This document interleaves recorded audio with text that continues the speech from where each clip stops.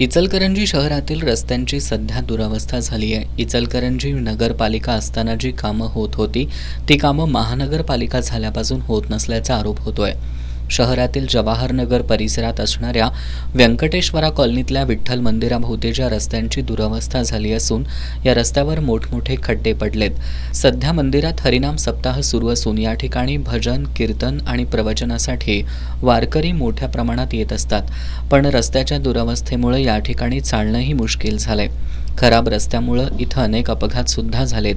वारकऱ्यांसह मंदिरात दर्शनासाठी येणाऱ्या भाविकांनी या रस्त्याच्या दुरुस्तीची मागणी करणारी निवेदनं महापालिकेला पाठवली आहेत, पण अद्याप महापालिका प्रशासनानं याची दखल घेतलेली नाही।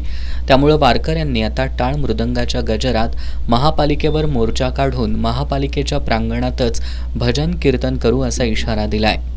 दरवर्षीप्रमाणे याही वर्षी तुकाराम बीज मोठ्या प्रमाणात चालू असतो आणि या तुकाराम बीजच्या माध्यमातून हे मंदिर भव्यदिव्य असं 25 वर्ष झालं मंदिर उभारून आणि या मंदिरच्या जीर्णोद्धारापर्यंत आत्तापर्यंत आपलं त्या भागवत संप्रदाय वाढवण्याचं कार्य आम्ही या जवाहरनगरमध्ये मोठ्या प्रमाणात करतो। हजारो भाविक लोक भक्त त्या संप्रदायाला येत असतात।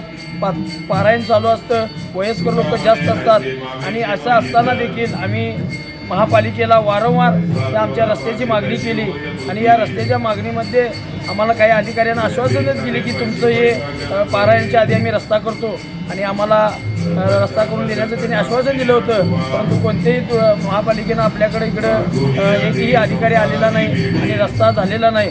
वयस्कर लोक बरीचच पडलेले आहेत, काही अपघातसुद्धा झालेले आहेत आणि याच रस्त्यावर आमचा 16 तारखेला 5000 लोकांचा महाप्रसाद वाटप असतो आणि ह्याच रस्त्यावर आम्हाला हे महाप्रसादाचं काम करावं लागतं। सर्व संपूर्ण या लवकरात लवकर आमचा रस्ता पूर्ण करावा, अन्यथा आम्ही नगरपालिकेवर भव्यदिव्य असा हजारो टाळकऱ्यांच्या समवेत आम्ही महापालिकेवर मोर्चा काढण्याचा आमचा मानस आहे।